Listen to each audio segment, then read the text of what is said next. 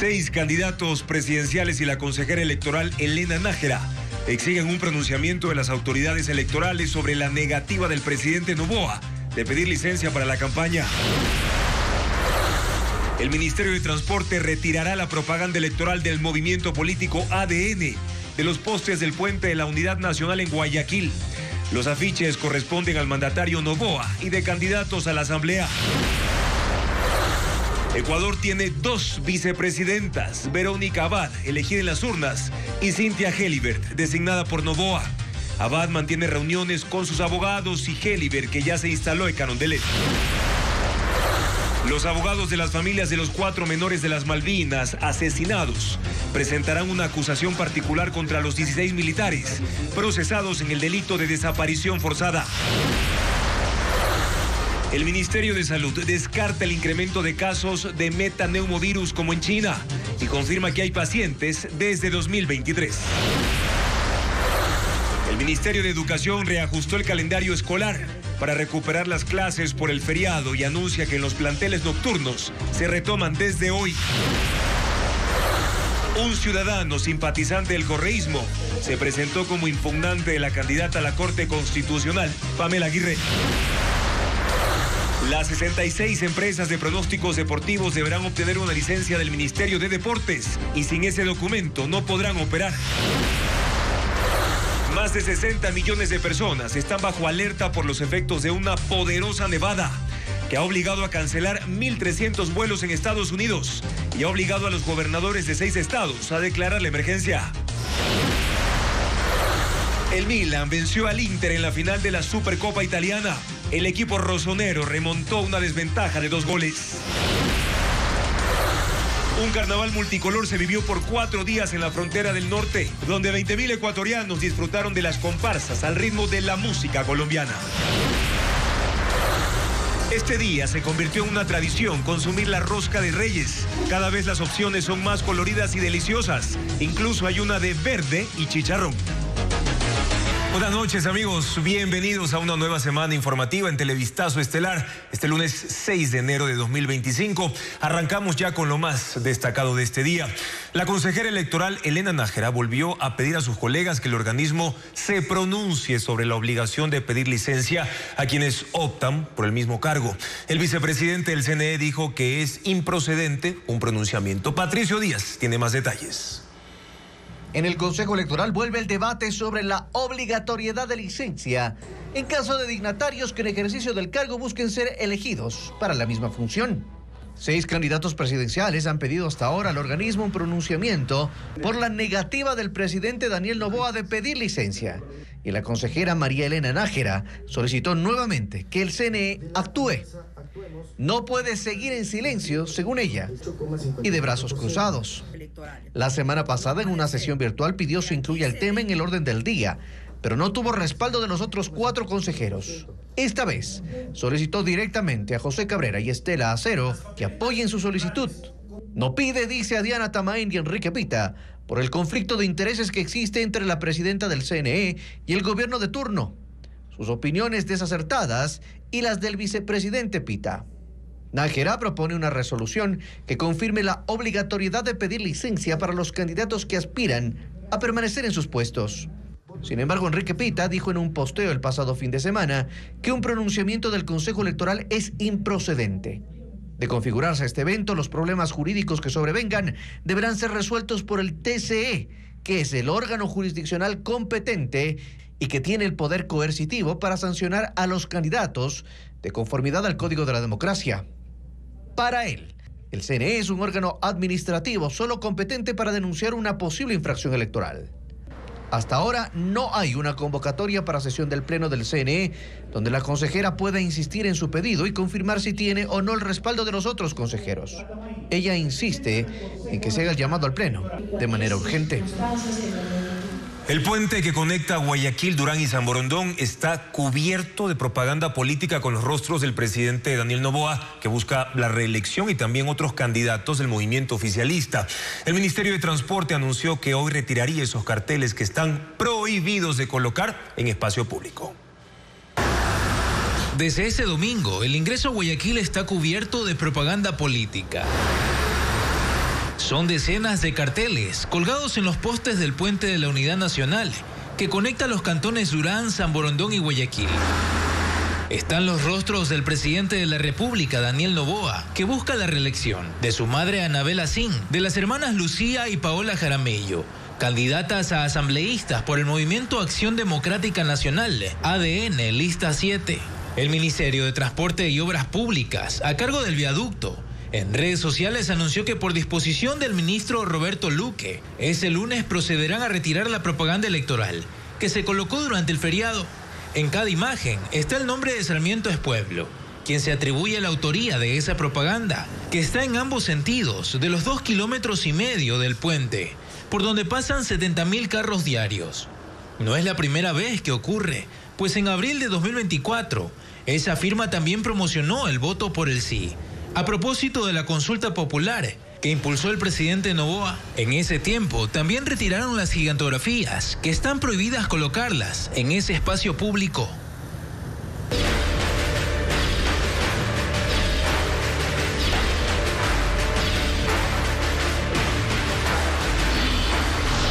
Elecciones 2025. La campaña electoral comenzó también en las redes sociales. En esas plataformas digitales los candidatos se esfuerzan por mostrar una imagen menos acartonada y más cercana para ganar la simpatía de los votantes, como le explica María Cecilia Largacha. El terreno de las redes sociales se llenó ya con candidatos construyendo una imagen para convencer votantes. Yo no voy a bailar. Francesco Tabacchi no baila, pero hace bromas. ¿Vienen a comprar o a hacer zapadas? Y se muestra siempre recorriendo el país, con elementos que lo vinculan al agro, un sombrero, un caballo, un búfalo. En el campo. Debes hacer una campaña más juvenil. A Henry Cucalón, su equipo también trató de convencerlo para cambiar la imagen. Juanito Alimaña, con mucha maña llega al mostrador.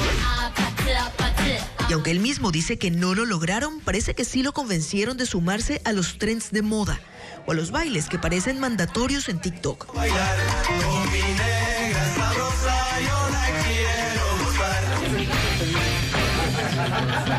Es que la imagen es importante.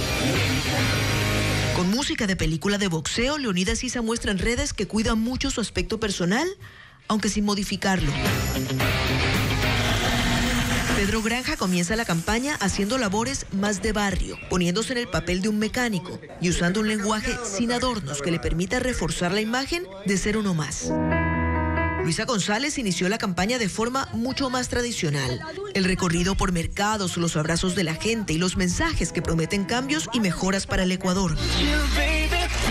En realidad no fue solo ella, varios candidatos, Luis Felipe Tillería, Juan Iván Cueva, decidieron eso, comenzar la campaña mostrando en redes la imagen del político tradicional, saludando gente y dando entrevistas.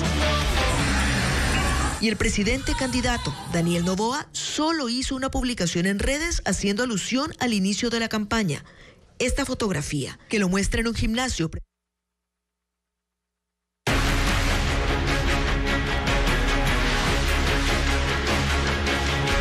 Vicepresidencia.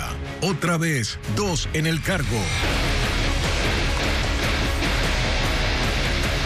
El presidente Daniel Noboa nombró a Cynthia Gelibert como vicepresidenta de la República para suplantar a Verónica Abad en ese cargo. Con esta decisión, Ecuador tiene 2 vicepresidentas. Francisco Garcés lo explica en el siguiente informe. El presidente Daniel Noboa firmó el decreto 494 con el que nombró a la secretaria de la administración, Cynthia Gelibert, como vicepresidenta de la República hasta el 22 de enero. Con esa acción administrativa, el mandatario sustituyó del cargo a la vicepresidenta Verónica Abad. Noboa lo justifica por una ausencia temporal de Abad en la vicepresidencia, debido a que no se presentó en Turquía para asumir sus funciones de consejera en ese país, encargo que Noboa le asignó el 23 de diciembre y que debía cumplir desde el 27 de ese mes.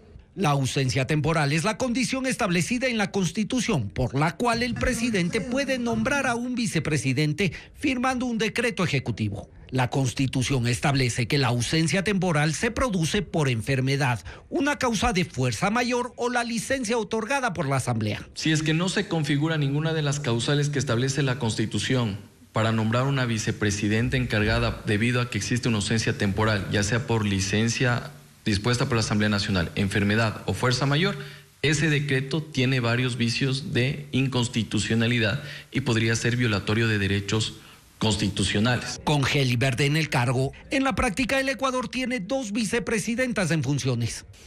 Claramente yo creo que es un acto irregular, inconstitucional, porque no se ha seguido con el trámite constitucionalmente previsto. Mañana cualquier presidente de la República podría decir, si es que su presidente le cae mal, mandarlo a cualquier oficina consular y nombrar a dedo cualquiera de los ministros, en cambio, que le caiga bien, para que quede en ese despacho. El decreto ejecutivo firmado por Noboa es el segundo intento del gobierno de desplazar a Abad de la vicepresidencia.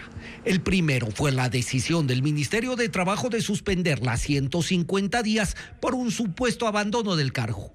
En ese caso, la justicia dio la razón a Abad y ordenó reintegrarla al cargo. La fuerza pública dirimió la tensión política entre el gobierno y la oposición antes del inicio de la campaña electoral. Las Fuerzas Armadas y también la Policía Nacional desconocieron a la vicepresidenta Verónica Abad y respaldaron al presidente Daniel Noboa. Paul Romero amplía esta noticia. La fuerza pública dirimió la confrontación política entre el presidente Daniel Noboa y la vicepresidenta Verónica Abad. Las Fuerzas Armadas y la Policía bloquearon su aspiración a asumir la presidencia de la República desde este domingo 5 de enero, cuando arrancó la campaña electoral. Abad, en un video publicado el sábado, pidió apoyo a las Fuerzas Armadas para reemplazar a Noboa. No lo consiguió. La cúpula militar le respondió mediante un comunicado que están vigentes 2 decretos ejecutivos del presidente Noboa: el 490, que la envió a la Embajada de Ecuador en Turquía, y el 494, en el que designó a Cynthia Gelibert Mora como su reemplazo temporal. Las Fuerzas Armadas justificaron su decisión al señalar que son obedientes y no deliberantes, y que acatan las disposiciones del presidente. Para el ex juez de la Corte Constitucional, Ramiro Ávila, las Fuerzas Armadas tomaron una posición política ajena a una democracia constitucional. Él considera que sí fueron deliberantes. Hace un análisis constitucional de esos decretos y declara la vigencia de esos decretos. Las Fuerzas Armadas no tienen competencia para pronunciarse sobre actos jurídicos ni políticos. Sí tienen que ser obedientes. Es verdad que no son deliberantes, pero en este caso, en este comunicado, al apoyar políticamente y al hacer una interpretación jurídica que no le corresponde, me parece que están siendo deliberantes y que están teniendo un rol que no le corresponde en una democracia constitucional. Ávila también cuestiona la posición de la cúpula policial, que en los mismos términos de las Fuerzas Armadas apoyó al presidente en la confrontación política con Abad. A mí me parece que lo que está pasando es que el presidente está apostando a un aval que no es constitucional, sino que es de facto. Y esto no es adecuado en una democracia. Sin embargo, para el jurista, el conflicto entre Noboa y Abad no ha terminado, porque cualquier persona puede presentar una demanda de inconstitucionalidad al decreto sobre la designación de la nueva vicepresidenta. Además, pedirse medidas cautelares para suspender, ese decreto, y para que la Corte, haga valer el artículo 146 de la Constitución. Me parece que esa es la salida. Yo creo que la Corte Constitucional ha demostrado en general que tiene independencia e imparcialidad. Será entonces cuando los jueces constitucionales tendrán la última palabra. El presidente de la República y también candidato Daniel Noboa se mantiene en la posición de no solicitar licencia, aunque la ley determine que es obligatorio que lo haga durante la campaña electoral. Según voceros del régimen, el jefe de Estado podrá decidir más adelante hacer uso de esa licencia. La campaña electoral empezó y en Carondelet lo saben. Daniel Noboa es el presidente de la República y es también candidato para el mismo cargo. Esta particularidad del presidente que aspira a repetir el cargo, es decir, del presidente candidato, está acompañada de hechos y también de interrogantes, hasta ahora sin respuesta. Del lado de los hechos está el que no ha pedido licencia y no lo hace, aunque el artículo 93 de la Ley de Elecciones obliga a todos los dignatarios de elección popular que opten por el mismo cargo a pedir licencia sin sueldo durante el tiempo que dure la campaña electoral, es decir, desde el 5 de enero hasta el 9 de febrero. El ministro de Gobierno sostiene que no es obligatorio que el presidente Noboa pida licencia, pero deja abierta la puerta a que lo haga en cualquier momento. ¿Y por qué habría de hacerlo si en Carondelet creen que no es obligatorio? Nadie lo explica. Nadie confirma tampoco si el presidente va a hacer campaña o no. Por lo pronto, ya tuvo una primera aparición en el Palacio de Gobierno ante un grupo de manifestantes. Según el ministro de la Gasca, eso no fue sino un saludo. En conjunto con este gobierno, van a lograr que en 5 semanas, por fin, resurja el país. Necesitamos también una asamblea que apoye en vez que dé trabas a cada uno de los proyectos del Ejecutivo. Lo cierto es que las actividades presidenciales de Noboa continúan. Para hoy estaba previsto un nuevo saludo, pero con beneficiarios de programas del Centro de Acogida del MIES, que son actos de gobierno, señalan desde Carondelet, que el presidente no ha dejado de serlo. Sin embargo, el 207 de la Ley de Elecciones señala que los candidatos, desde la inscripción de su candidatura, no podrán participar en eventos de inauguración de obras u otros financiados con fondos públicos. Y el candidato presidente ha participado en un sinnúmero de eventos oficiales en las últimas semanas. Una interrogante más. ¿A quién le corresponde identificar si hay una infracción electoral? Al Consejo Nacional Electoral. Y una eventual sanción es competencia del Tribunal Contencioso Electoral. El uso de recursos públicos en una campaña podría incluso configurar un peculado, pero no está claro si la Contraloría General del Estado está pendiente de ello. Todo esto como ingrediente principal en una campaña que algunos señalan será desigual, pero que desde el oficialismo justifican y defienden en medio de algunos vacíos. Como por ejemplo, el nombramiento de una tercera vicepresidenta hasta el 22 de enero. ¿Por qué hasta esa fecha?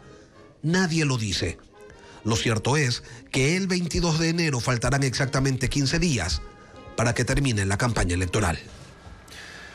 Y con su teléfono celular ya pueden ingresar mediante el código QR de Televistazo y ecuavisa.com que aparece en pantalla a toda la cobertura electoral, entrevistas, debates y también los planes de gobierno durante este periodo de campaña electoral. Más de 60 millones de personas están bajo alerta por los efectos de una de las nevadas más intensas en 10 años en Estados Unidos. Una masa de aire helado que baja del Ártico ha obligado a varios estados a declarar situación de emergencia. Pedro Jiménez con las imágenes del fenómeno.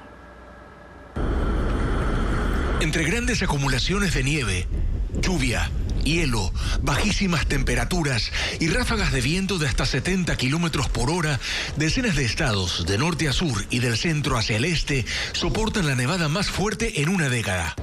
Hay carreteras bloqueadas en Kansas, Nebraska e Indiana, cierre de escuelas en Virginia, Maryland y Kentucky, y alertas en Pensilvania, Ohio, Maine y Nueva Jersey. Los accidentes de tránsito van en aumento, sobre todo en carreteras congeladas, y en autopistas de Missouri, unos 600 conductores quedaron varados en la nieve. También hubo reportes de heridos que fueron trasladados en helicópteros y ambulancias a los hospitales. La aviación también ha sufrido algunas afectaciones. Hay 1.306 vuelos cancelados y 415 que sufrieron retrasos. Las temperaturas bajo cero llegan también a Texas, fortaleciéndose hacia mitad de la semana.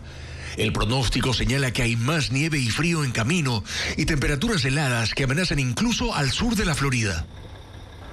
El líder de la oposición venezolana, Edmundo González, se reunió con el presidente de Estados Unidos, Joe Biden, en la Casa Blanca, en medio de una gira por varios países para buscar apoyo internacional. González defiende su triunfo en las elecciones presidenciales y promete estar en Caracas para tomar posesión del cargo el 10 de enero. Sin embargo, el régimen venezolano dice que será encarcelado si intenta ingresar al país, como lo informa Merlis González. El opositor venezolano Edmundo González, quien fue forzado a refugiarse en España tras mostrar las pruebas de su triunfo electoral contra Nicolás Maduro, inició una gira por varios países de América para sumar apoyo internacional a su causa a pocos días de la que debería ser su toma de posesión. Se reunió con los presidentes de Argentina y Uruguay y este lunes fue recibido por Joe Biden y dio declaraciones al salir de la Casa Blanca. Agradecimos el apoyo que nos ha brindado el gobierno de los Estados Unidos en esta lucha por la recuperación democrática de Venezuela. González dijo además que su equipo se reunió con funcionarios del entrante gobierno de Donald Trump, quienes también le manifestaron su apoyo. No se sabe cómo, pero el opositor venezolano insiste en que estará el 10 de enero en Caracas para asumir la presidencia. Para lograrlo, pidió una vez más el apoyo de los militares. La Fuerza Armada Nacional está llamada a ser garantía de la soberanía y de respeto a la voluntad popular. Pero las Fuerzas Armadas, al igual que todos los poderes públicos, están en manos de la dictadura.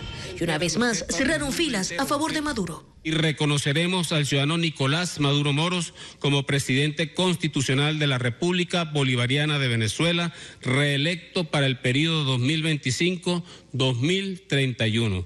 González tiene todo en contra en su cruzada por la presidencia de Venezuela, y eso incluye una orden de captura por supuestos actos terroristas y conspiración.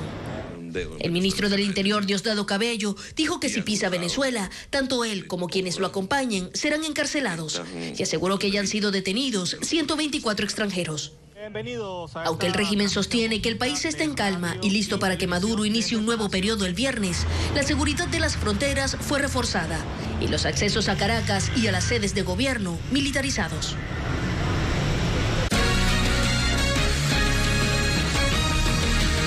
El Ministerio de Educación actualizó el calendario escolar. La ministra del ramo, Alegría Crespo, aseguró que la decisión se toma para recuperar los días del feriado.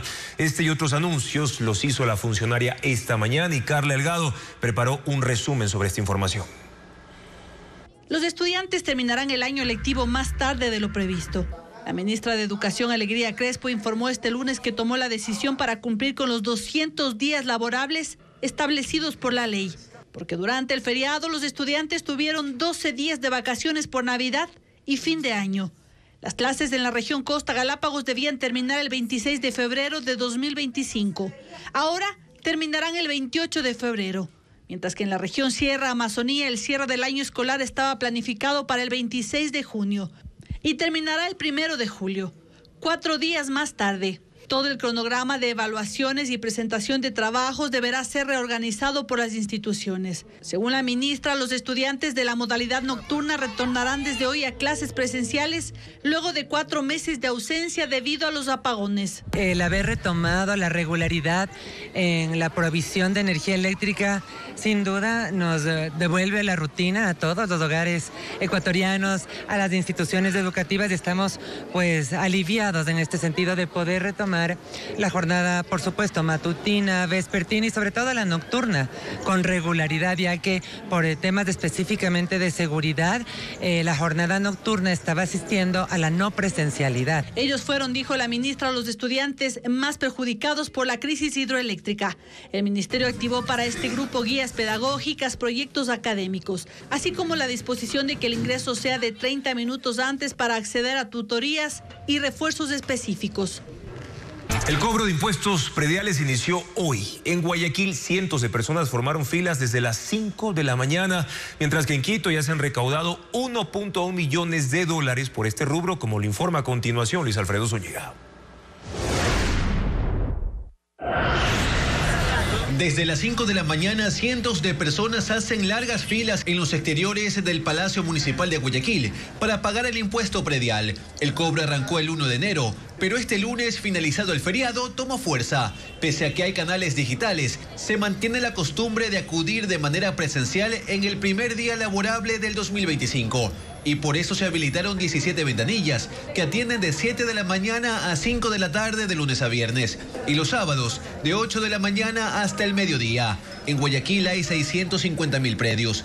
Y se espera aumentar la recaudación, ya que en 2024 solo cancelaron 345.000 personas, lo que representó 32 millones de dólares. Un incremento del 9% frente al 2023. Aquellas personas que hacen el pago a través de las ventanillas digitales, de que el comprobante de pago estará habilitado después de 48 horas. Quienes cancelen hasta el 15 de enero recibirán un descuento del 10% y se reducirá un punto porcentual cada 15 días hasta junio. La ciudadanía también puede acudir al sistema bancario a pagar presencialmente o por los canales electrónicos.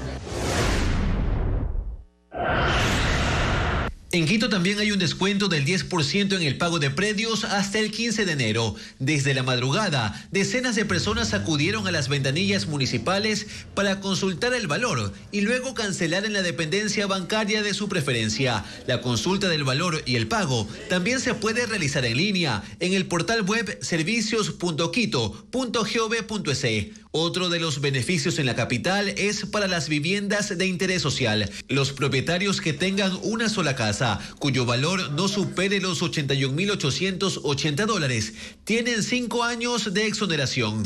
Además, los mayores de 65 años con patrimonio de hasta $230.000 e ingresos de hasta $2.300 también serán exonerados. En Quito hay 1.014.000 predios. Desde el 1 de julio, el pago tendrá un recargo del 10%. Metaneumovirus, el virus que preocupa a China, sí registra casos en Ecuador. Sin embargo, el Ministerio de Salud Pública aclara que no se ha reportado aumento de personas infectadas. Pero, ¿cuáles son los síntomas? Carla Delgado los puntualiza a continuación. El metaneumovirus que preocupa en este momento a la China por el incremento repentino de casos está en Ecuador. Aquí se reportaron en 2024 9 personas infectadas. Según el último informe del Ministerio de Salud, que precisó que la mayor incidencia de casos fue en 2023 y que por ahora no hay incremento de personas contagiadas con la enfermedad. Circula mayormente en los meses de más frío o temporada de lluvias y afecta al tracto respiratorio superior, según el epidemiólogo David Larreategui. Es uno de los principales agentes infecciosos de la bronquiolitis, que es una infección que les da a los niños y les afecta a la vía aérea superior e inferior. Por lo general, ya la gran mayoría de nosotros hemos sido expuestos al metaneumovirus en la niñez. De hecho, se cree que más del 90% de la población hemos sido infectados por metaneumovirus entre los 5 y 10 años. El contagio puede producirse al estornudar, toser o tocar a personas u objetos que tengan el virus. Una persona contagiada puede infectar a 2 más. Sus síntomas se parecen a otros virus respiratorios: fiebre, congestión nasal, dolor de garganta y tos. En niños, por lo general, el cuadro se autolimita entre 5 y 7 días, se les maneja con medicación para control de los síntomas. Y en adultos que tienen factores de riesgo, dígase diabetes, hipertensión mal controlada, obesidad, pacientes oncológicos, esos sí tienen un alto riesgo de desarrollar neumonía o cuadros de bronquitis agudas, que van a requerir hospitalización, similar a lo que ya vivimos un poco con el COVID y lo que se vive con la influenza. El problema por ahora, según el epidemiólogo, es que no existe vacuna para este virus. Y si se produjera un brote, el país tampoco cuenta con pruebas para detectarlo.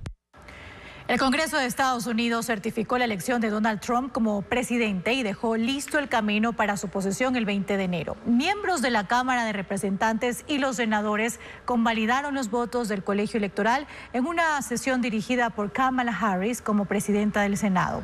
Este procedimiento había transcurrido sin mayor interés general hasta hace 4 años, cuando el 6 de enero de 2020 una turba de seguidores de Trump asaltó el Capitolio para impedir el reconocimiento del entonces mandatario electo Joe Biden.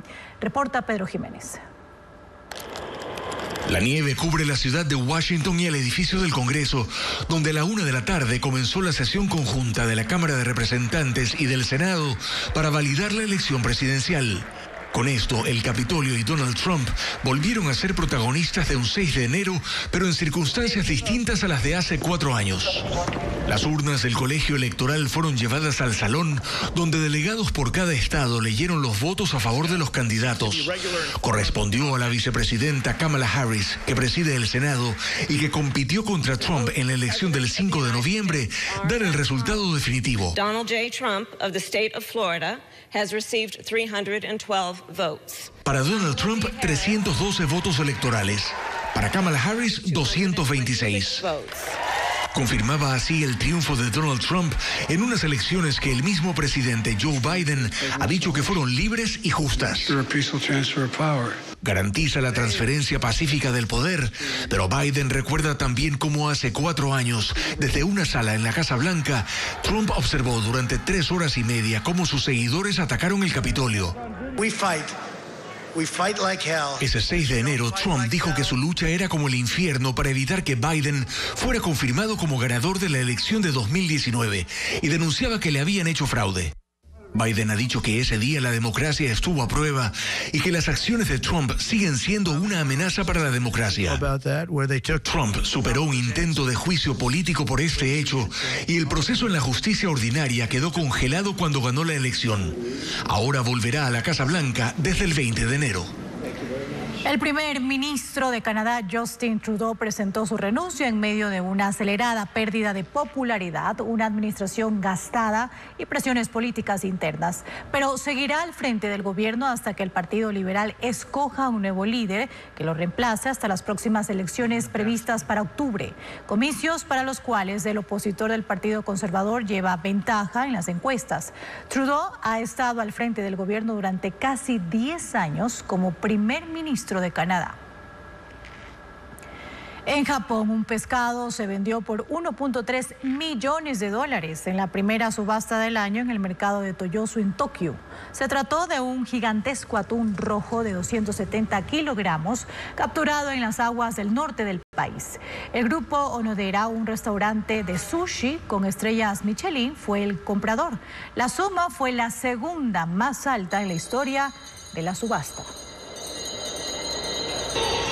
Un incendio que se desató en un centro comercial en Dallas la mañana del viernes causó la muerte de 579 animales, la mayoría de los cuales eran aves pequeñas. El siniestro alcanzó la tienda de mascotas en el centro Plaza Latina, en el noreste de Dallas, y los animales murieron por inhalación de humo. También murieron pollos, hámsters, 2 perros y 2 gatos. Ninguna persona resultó lastimada. El amplio centro comercial de un solo piso sufrió daños severos, incluyendo un techo parcialmente colapsado.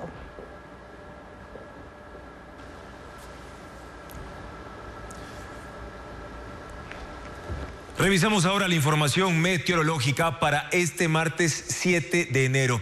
En la región costa se pronostica una temperatura máxima de 30 grados y una mínima de 23 grados, con índice UV entre 5 y 7, considerados moderado y alto. Ahí estamos viendo en pantalla precisamente sobre estas previsiones del INAMI en cuanto al clima. Ahora, ¿qué pasa en la región sierra? En ese punto del país se alerta sobre una temperatura máxima de 19 grados centígrados con una mínima de 7 y una radiación ultravioleta máxima de 9, que significa muy alta. Mientras en la Amazonía se espera una temperatura de entre 29 y 22 grados con una radiación de nivel 7. Y atención, porque el INAMI advierte la persistencia de lluvias de intensidad variable, incluso con tormentas en gran parte del país. La tradicional procesión del Pase del Niño Rey de Reyes desbordó fervor y devoción en Riobamba. 170 delegaciones de Chimborazo recorrieron 20 cuadras de las calles céntricas de esa ciudad, sumando color pero también misticismo a la celebración. Ángel Pilatuña con las imágenes de esta fiesta popular. El Diablito de Lata, un personaje de presencia imponente, desfiló con su brillante carreta roja de metal y su elegante vestimenta, que consistía en pantalón negro, zapatos de charol y un colorido camisón azul y rojo. Su trenza de cabuya y la sonaja, que acompañan su danza vibrante, completaban el conjunto que le otorgaba un aire de misterio y fascinación. Luis Dávila, quien lleva 40 años participando en la procesión con este místico personaje, organiza junto a su familia un grupo de danzantes que incluyen a payasos, perros y otros personajes para acompañar la figura del Diablito de Lata. Le bailamos con fe, con mucha devoción, como todos los años lo hacemos al Niño Bendito, este homenaje. Otro personaje que destacó fue el Sacharruna, el hombre del bosque, con su atuendo tradicional, adornado con elementos naturales como hojas, musgos y plumas, representa la armonía entre el ser humano, la tierra y lo divino. Su presencia en la procesión le da un toque de conexión con la naturaleza y la espiritualidad ancestral. Este lunes, Riobamba se vistió de fiesta con el Pase del Niño Rey de Reyes, una de las tradiciones más emblemáticas de la ciudad. Con más de 122 años de historia, la celebración congregó a 170 delegaciones de danzas, acompañadas por bandas de pueblo, que al ritmo de los artistas desfilaron durante 20 cuadras por las calles del centro de Riobamba. El niño aquí en la ciudad de Riobamba es patrimonio cultural. De aquí vienen muchas delegaciones, vienen de Cuenca, de Machachi, de Loja, todos se suman para rendirle homenaje al Niño Rey de Reyes. La celebración, que combina elementos religiosos y culturales, llenó las calles de danza, cantos y procesiones, mientras los feligreses rendían homenaje al Niño Jesús. El Pase del Niño culminó en el oratorio del barrio Santa Rosa, en el centro de la ciudad, dejando en el aire la huella de una tradición que perdura y fortalece los lazos de la comunidad.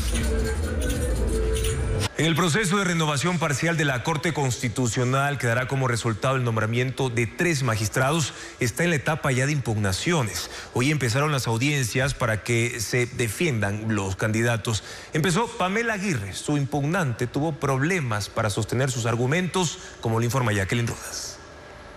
La jurista y catedrática Pamela Aguirre, una de las 9 postulantes a la Corte Constitucional, abrió la jornada de audiencias de impugnación. Su impugnante se presentó como Daniel Montaño Tello. De él solo se conoce que vive en Quito y que en 2021 firmó una carta titulada "Estamos con Andrés Arauz", ex candidato presidencial del correísmo. Montaño intentó alegar que la concursante en 2018 supuestamente incurrió en pluriempleo porque fue funcionaria de la Corte Constitucional de Ecuador y a la vez trabajó en la Corte Interamericana de Derechos Humanos como profesora universitaria y además estudió. Nos presenta en su currículo un doctorado.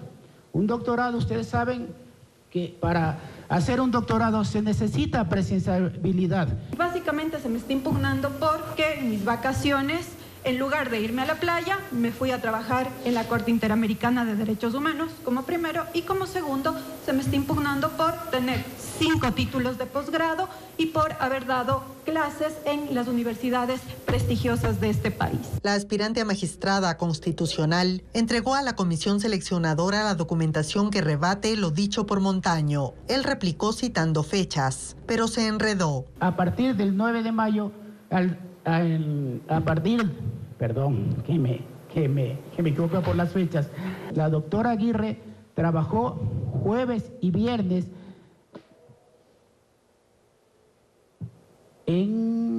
trabajó en la Corte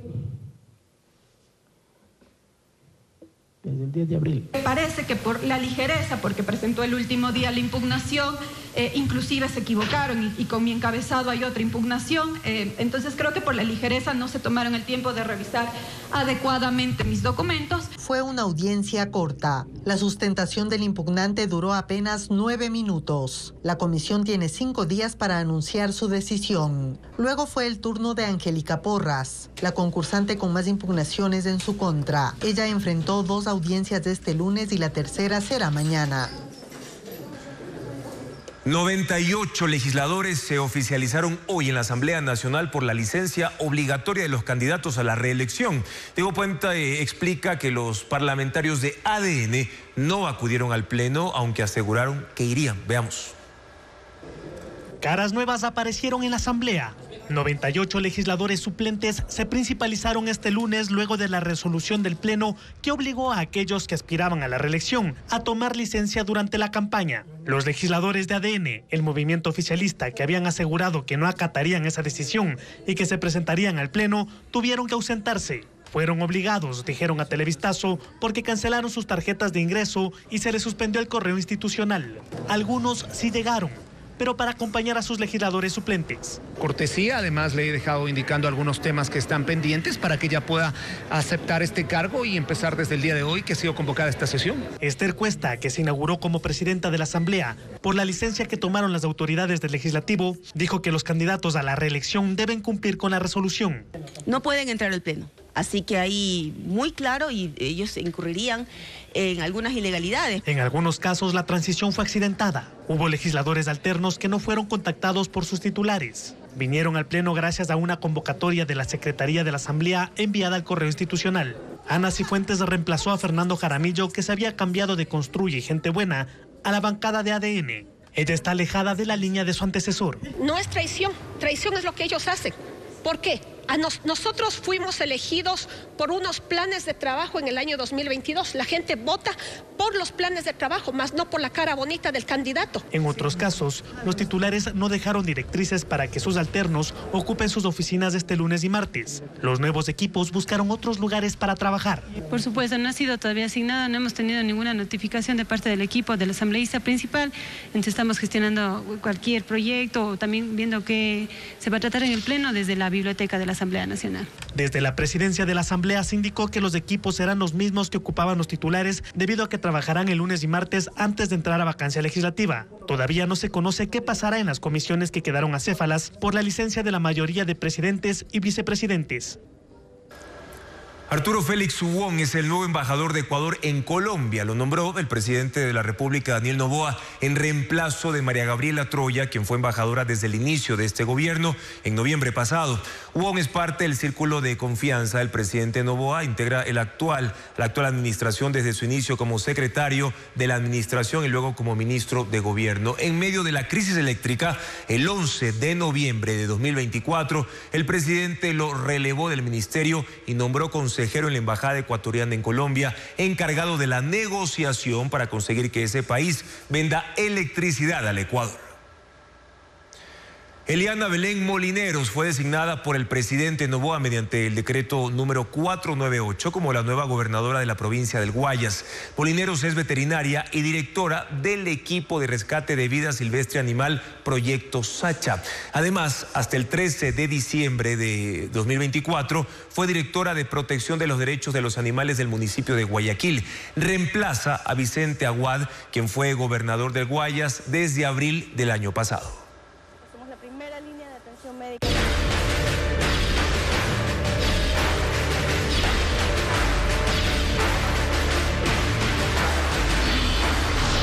Elecciones 2025.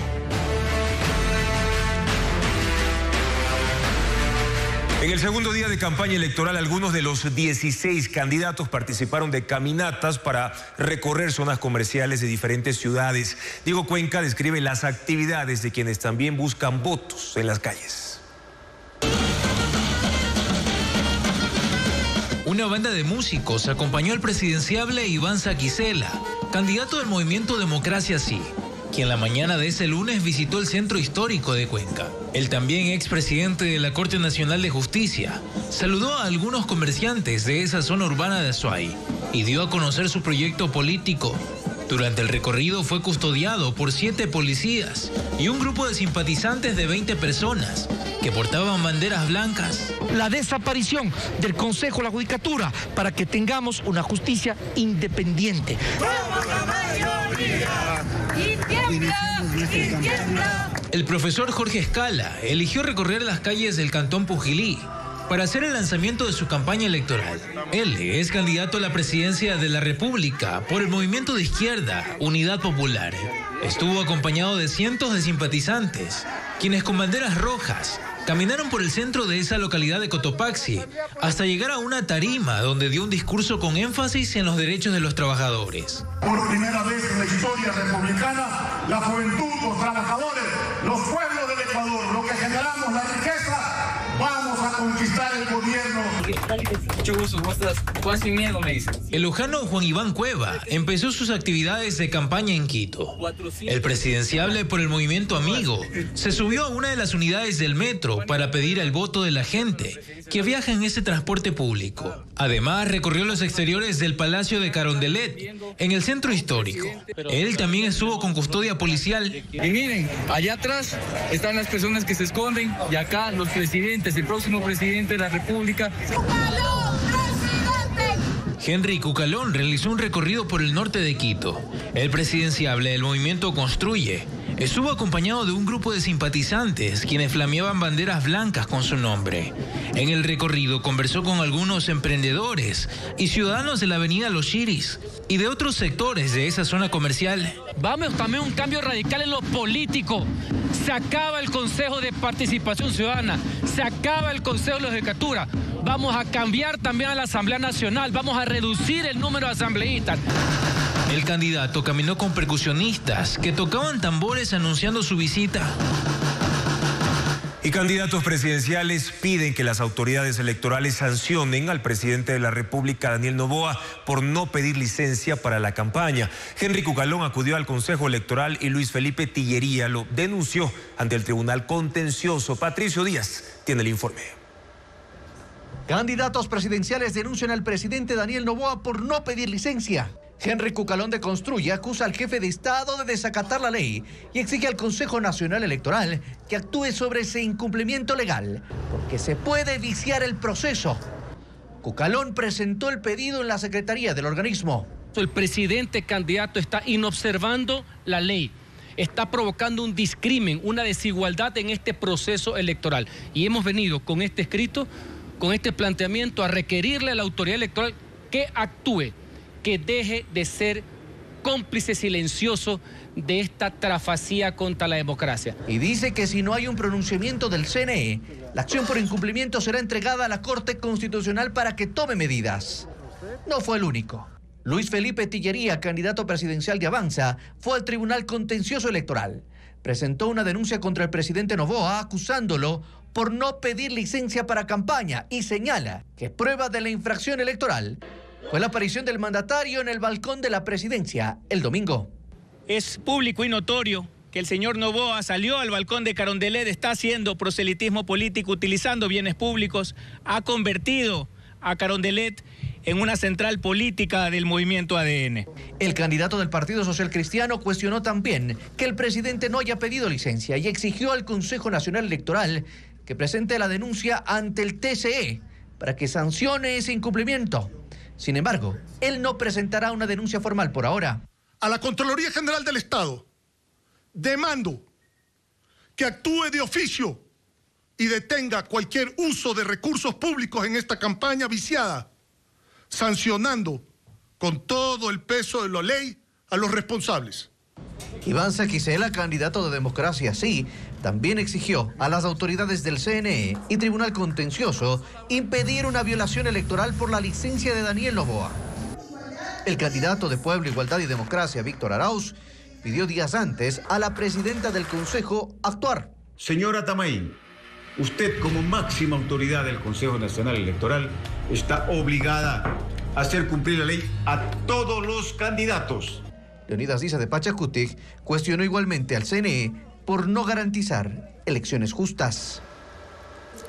Y mientras tanto, Daniel Noboa no se ha pronunciado sobre la queja de algunos candidatos que le exigen elecciones justas. El mandatario atendió de hecho una invitación del Ministerio de Inclusión Económica y Social por el Día de Reyes en el sur de Quito, mientras que en la vicepresidencia se mantuvo el resguardo militar. Los cuestionamientos hechos por otros candidatos a Daniel Noboa no han sido respondidos hasta el momento por el candidato presidente, quien hoy se mantuvo en el Palacio de Gobierno y lo abandonó por solo unos minutos para dirigirse a un evento público en la ferroviaria al sur de Quito y compartir allí en un centro de atención infantil una rosca de Reyes con los más pequeños. La sede del Ejecutivo, mientras tanto, se mantuvo cercada otra vez y militarizada, evidenciándose el acatamiento de la disposición dada por el presidente de la República a Fuerzas Armadas y también a la Policía Nacional, que se encuentran brindando seguridad a la sede del Ejecutivo. Había expectativa por saber si la vicepresidenta escogida por decreto, Cynthia Gilibert, asumía el despacho, pero no. El edificio continuó cerrado y con los decretos pegados en su fachada. Al interior, 3 militares dando resguardo. En exteriores, los militares hicieron rondas para evitar la presencia de personas afines a Verónica Abad. A propósito, la otra vicepresidenta esta mañana cumplió agenda privada en reunión con sus abogados. 3 proyectos de ley aprobados por la Asamblea Nacional fueron vetados totalmente, entre ellos el que sancionaba los camisetazos en el legislativo.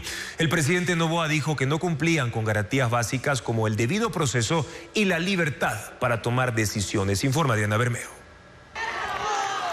El presidente Daniel Noboa vetó totalmente las reformas a la ley orgánica de la función legislativa. De esta forma, impide que sean tratadas por la Asamblea durante un año. El legislativo aprobó el pasado 13 de diciembre 82 cambios a la norma que rige el trabajo del Parlamento. 2 en especial generaron polémica: las sanciones a los camisetazos y el nuevo requisito para retirar solicitudes de juicio político. Los asambleístas buscaban que se suspenda durante 90 días sin derecho a salario a aquellos que no voten con sus organizaciones políticas y, si eran miembros del Consejo de Administración Legislativa, sean cesados como autoridades. El presidente dijo en un oficio enviado a la Asamblea el 31 de diciembre y que se conoció hoy que esta reforma vulnera los derechos de libertad en la toma de decisiones, que se encuentran garantizados en la Constitución, que reconoce el derecho de las personas a opinar y expresar su pensamiento libremente y en todas sus formas y manifestaciones. Esta reacción no causa sorpresa. El partido de gobierno inició su periodo con 14 asambleístas y ahora son entre 28 y 34, varían según la votación. Asambleístas de Construye, Revolución Ciudadana e independientes pasaron a sus filas, es decir, se benefició de camisetazos. La reforma también incluía un nuevo mecanismo para retirar solicitudes de juicios políticos. Para hacerlo se debían presentar las firmas de respaldo de la mitad más uno de los legisladores que apoyaron la presentación de dicha solicitud. El presidente Noboa señaló que ese requisito vulnera las garantías básicas del debido proceso y que se omite el derecho a la defensa. Este lunes también se supo que el presidente vetó totalmente otros 2 proyectos aprobados por la Asamblea: la Ley del Sistema Nacional de Cualificaciones Profesionales y las reformas laborales sobre empleo joven, que obligaba a las empresas y al sector público a que al menos el 10% de su nómina sea de personas entre 18 y 29 años. Con una acusación particular, los abogados de los padres de los 4 menores de las Malvinas asesinados piden reparación integral, que va desde disculpas públicas hasta indemnizaciones. Esta semana también buscan que se establezca la fecha para la reconstrucción de los hechos. Merlin Ochoa informa además que los abogados de los 16 militares investigados han apelado. Los abogados del Comité Permanente por la Defensa de los Derechos Humanos, quienes además patrocinan a los familiares de los 4 menores asesinados, ya tienen lista la acusación particular en contra de los 16 militares que son procesados por desaparición forzada y tienen previsto presentarla hoy. Con esta medida, los padres de los hermanos Josué e Ismael Arroyo y de Saúl Arboleda y Steven Medina serán parte activa del proceso penal, pero además podrán exigir una reparación integral que busca 2 cosas. Primero, el pago de indemnizaciones. Lo que se va a establecer es un cálculo en virtud de las edades, de los proyectos de vida de cada uno de este niño y de estos 3 adolescentes, ¿no? Se podrá interponer un rubro dentro de la acusación particular que será sometida al juez para su calificación. Y segundo, una reparación simbólica que reconozca la afectación emocional y social. Por ejemplo, en el documento se contempla exigir una disculpa pública al Comando Conjunto de las Fuerzas Armadas y a la policía. Pero además, en la base de Taura, en la entrada, en un punto visible, se coloque una placa. En contacto directo, Fernando Bastias, el otro abogado de los padres, indicó que además de la desaparición forzada, se debe investigar la masacre para determinar si se trata de una ejecución extrajudicial. Fiscalía tendrá que investigar, aparte, la muerte de los 4 niños, pero eso no significa, por ejemplo, que no haya responsabilidad estatal en la ejecución de los 4 niños. Hay una diferencia total entre la responsabilidad penal, que es individual, por la desaparición. Correcto, y también la ejecución, que tendrá que investigarse por separado.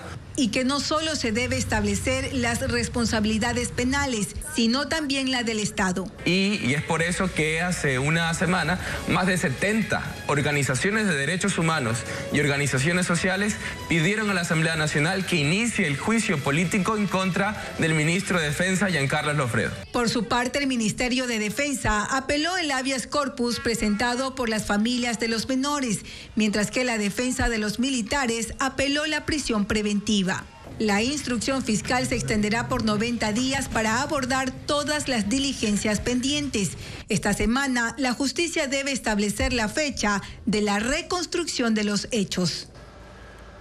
Las tasas de interés de los depósitos a plazo fijo disminuyen después de haber alcanzado el porcentaje récord 8.4% en julio del año pasado. Según datos del Banco Central, la tasa referencial para enero de 2025 es de 7.1%. 2 factores inciden para que esto ocurra, como lo detalla a continuación Adriana Bermeo.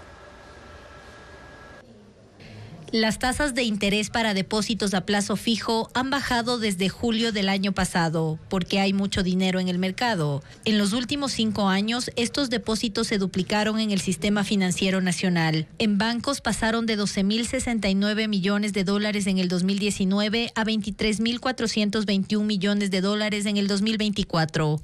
Mientras que en cooperativas, los depósitos a plazo fijo se incrementaron de 6.947 millones de dólares en el 2019 a 15.321 millones de dólares en el 2024. Las instituciones financieras buscaron liquidez en el mercado interno y para incentivar este tipo de depósitos pagaron tasas de interés altas. En julio del 2024 alcanzaron la cifra récord de 8.4%. pero ese porcentaje disminuyó. Fue de 7.8% en octubre y en enero de este año es de 7.1%. Lo que volvemos es un poco a ver el comportamiento habitual que estaban pagando los bancos, pero si usted ve a nivel de las cooperativas, estas tasas no han disminuido, porque en el caso de las cooperativas, su conformación a nivel de depósitos en más del 70% corresponde a depósitos a plazo fijo. Dos factores inciden en la reducción de las tasas de interés. Los bancos tienen mayor liquidez por el incremento de depósitos y la demanda de créditos cayó en el segundo semestre del 2024. Se colocaron 3.380 millones de dólares menos que en el 2023. Y los usuarios no están solicitando préstamos por la incertidumbre política y económica. La gente no se está endeudando más allá de un año, no está tomando decisiones de adquirir vehículos, inmuebles, casas, otro tipo de necesidades, justamente por un tema de incertidumbre. No solo hay menos demanda de créditos, las instituciones financieras han ajustado sus políticas de concesión y han endurecido los requisitos para la aprobación de préstamos. La cartera morosa en bancos y cooperativas se ha incrementado. Las 65 plataformas de apuestas deportivas que funcionan en Ecuador deberán pagar una tasa anual de más de $300.000. El gobierno quiere recaudar con esta licencia aproximadamente $20 millones. Veamos. La reforma tributaria propuesta por el gobierno en el decreto ejecutivo 487 impone una tasa anual a las plataformas de pronósticos deportivos, $307.850 o 655 salarios básicos. El gobierno espera recaudar $20 millones. La reforma plantea el cobro de una licencia emitida por el Ministerio del Deporte. Es el único título habilitante para el ejercicio de esas plataformas. El SRI identificó 65 operadores de pronósticos deportivos en Ecuador. 2 son extranjeros. El Ministerio del Deporte tiene 3 meses para determinar los requisitos para la obtención y mantenimiento de la licencia, que estará vigente 5 años.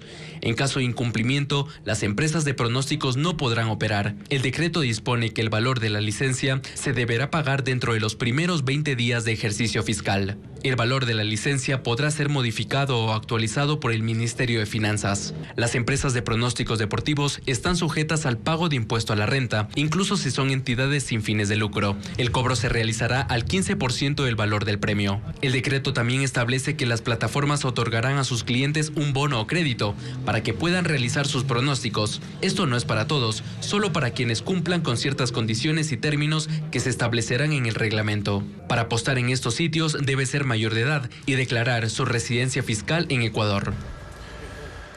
Desde este lunes inició la inscripción en línea para ingresar al ejército ecuatoriano. También el nuevo proceso para obtener la tarjeta Guayaca. Fabiola Santana detalla estos y otros servicios en el siguiente informe.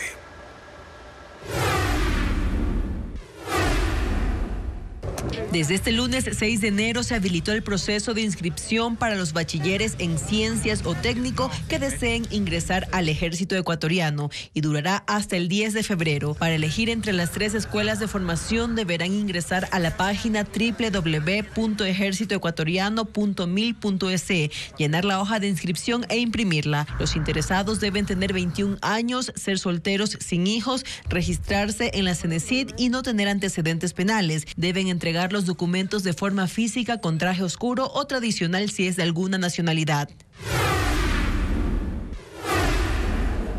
Desde este lunes, el municipio de Guayaquil habilitó un nuevo proceso de inscripción para la tarjeta Guayaca, que sirve para usar la Metrovía pagando 30 centavos en vez de 45 centavos, que es el valor general. Para acceder al beneficio, el interesado no debe ganar más de $600. Los ecuatorianos que desean viajar al Reino Unido deben obtener la autorización electrónica de viaje ETA, que es una nueva tasa para reforzar el control migratorio. El documento puede obtenerse en el portal web del gobierno británico o en la aplicación UK ETA. Entre los requisitos constan el pasaporte, fotografía digital y método de pago.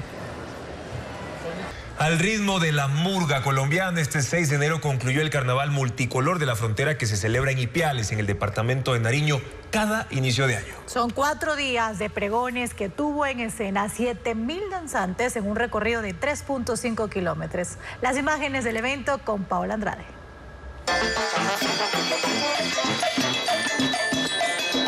Instrumentos de viento y percusión dan vida a las murgas colombianas que marcaron los 4 días de pregones en el Carnaval Multicolor de la Frontera de Ipiales en Nariño, Colombia. Del 3 al 6 de enero, 7.000 danzantes con trajes fosforescentes recorrieron 3.5 kilómetros de la vía panamericana a las afueras de Ipiales, al compás de la cumbia, bambuco y joropo. En esta fiesta, en la que 20.000 ecuatorianos admiraron las comparsas que celebran las raíces indígenas y su influencia española y africana, se juega con espuma de carnaval. Los tambores y güiros resonaron en el cierre del carnaval. Este lunes, 70 delegaciones con 1.000 participantes hicieron su paso en 4 horas de pregón. El público aplaudió el paso de una muestra del Carnaval de Barranquilla, la Feria de las Flores de Medellín, danzas de La Plata, Huila, Pasto y agrupaciones culturales de Ipiales como la Murga de la Fundación Armadura Band con 60 músicos. A ella representamos, a la mujer guerrera, a la mujer ipialeña, a la mujer indígena. 8 carrozas grandes de 12 metros de largo por 4 de ancho exhibieron imágenes expresivas de múltiples colores en rostros, flores o animales. También hubo 8 mini carrozas. La tradición de la rosca de Reyes toma otras formas y sabores en México. Una rosca de tamal o de tacos o un helado con sabor a rosca de Reyes. Son varias de estas innovadoras formas con las que en ese país se mantiene esta tradición. Tenemos un informe conjunto de Coavisa con Fuerza Informativa Azteca y la Alianza Informativa Latinoamericana. Veamos. En México, la rosca de Reyes es una arraigada tradición que se refuerza con nuevas formas y sabores. Patricia Bonifaz fue hace más de 20 años la creadora de la rosca de tamal verde, una de las particulares formas de mezclar la tradición con los sabores de la comida mexicana. En su cocina, poco a poco prepara, mezcla y da forma a los ingredientes. Como dicen, esta rosca ya se coció. Le damos su tiempo para poderla voltear, ¿verdad? Como todo, necesita unos momentitos de reposo. Otra de las variedades es la rosca de tacos, una forma de combinar la fecha con uno de los platos típicos de la cocina mexicana. A raíz de nuestros clientes que los visitan muy asiduamente, pues se les ofreció, se les pareció bien y a raíz de eso se ha venido elaborando. El sabor de los tacos es al gusto de los clientes y uno tras otro son colocados en un molde. Pueden ser 30, 60 o más dependiendo del apetito de quien los pide. Y en el centro, la cebolla, el cilantro y el limón. La tradición también puede mantenerse en forma de helado hecho con los ingredientes tradicionales de la rosca de Reyes para que mantenga ese sabor único. Usamos pan, mantequilla, elate, ligo y el muñequito para que, el sabor sea idéntico, pero obviamente ya hecho en helado. Aquí se vende este helado en conos o por litros y si en el interior aparece un muñeco plástico, el beneficiado podrá canjearlo por otro helado el Día de la Candelaria, que se celebra el 2 de febrero.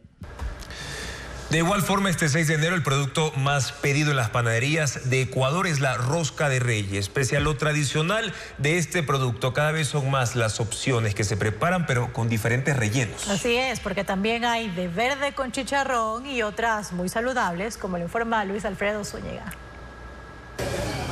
Gran demanda tuvieron las panaderías a este 6 de enero por la compra de roscas de Reyes. Decenas se vendían cada minuto y la gente hizo fila para adquirirlas. En Ecuador es una costumbre probar este plato en conmemoración a la visita de los Reyes Magos al Niño Jesús.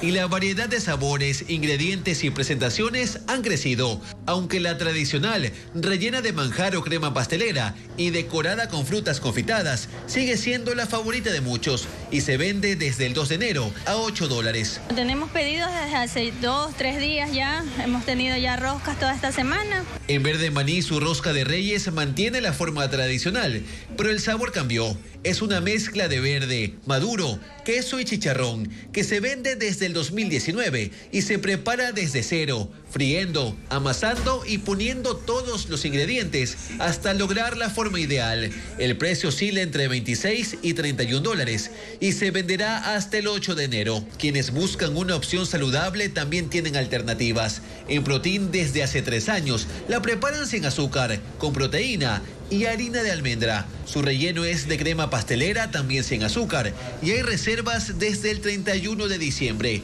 Es decorada con naranja, higo, frutos secos y coco rallado. Cuesta 26 dólares y se vende hasta el 12 de enero. La innovación incluso está en la forma. En la panadería artesanal vegana Dulce Luna, una de las novedades está en el trenzado de manzana y nueces. También en la corona de naranja, con frutos rojos y ron.